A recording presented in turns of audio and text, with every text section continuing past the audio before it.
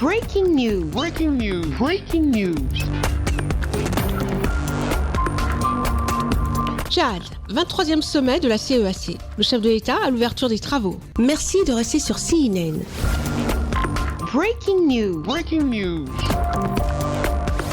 Les travaux de la 23e session ordinaire de la Conférence des chefs d'État et de gouvernement de la Communauté économique des États de l'Afrique centrale, CEAC, se sont ouverts ce 1er juillet 2023 à Libreville, au Gabon. Le palais du bord de mer était le point de convergence des chefs d'État et de gouvernement de la CEAC. Le président de transition, président de la République du Tchad, chef de l'État, le général Mahamat Idriss Déby Itno, a pris part aux assises aux côtés de ses pairs. Une session qui doit plancher sur les mécanismes du financement de l'institution communautaire qu'est la CEAC, à l'effet d'aboutir à une réforme institutionnelle réussie à l'image des autres sous-ensembles régionaux d'Afrique. C'est le président de la République du Gabon et président en exercice de la conférence des chefs d'État et de gouvernement de la CEAC, son excellence Ali Bongo Ondimba, qui a donné le coup d'envoi des travaux en présence de 6 chefs d'État des pays membres de la CEAC. Il s'agit du président de transition, président de la République, chef de l'État, général Mahamat Idriss Déby Itno du Tchad, João Manuel Gonçalves Lourenço d'Angola, Faustin Archange Touadéra de la RCA, Denis Sassou Nguesso du Congo, Félix Antoine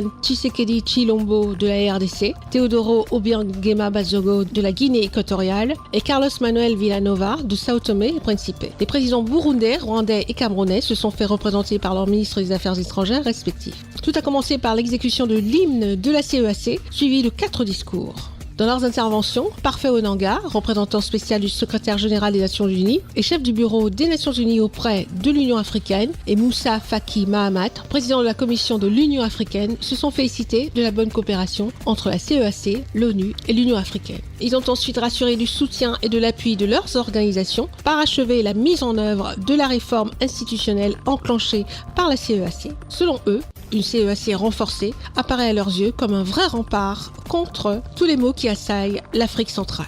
Ouvrant officiellement les travaux, le président en exercice de la CEAC, son excellence Ali Bongo Ondimba, dira que les réformes institutionnelles engagées doivent se poursuivre à un rythme accéléré afin que l'institution bénéficie de son autonomie de gestion. Après la cérémonie officielle d'ouverture, les chefs d'État et de gouvernement de la CEAC se sont retirés pour délibérer à huis clos. Ce 23e sommet a été précédé par les réunions du Conseil des ministres et des experts.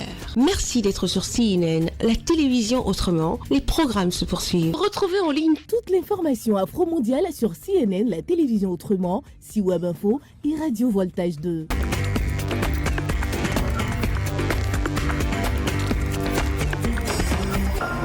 Breaking news. Breaking news. Sur CNN.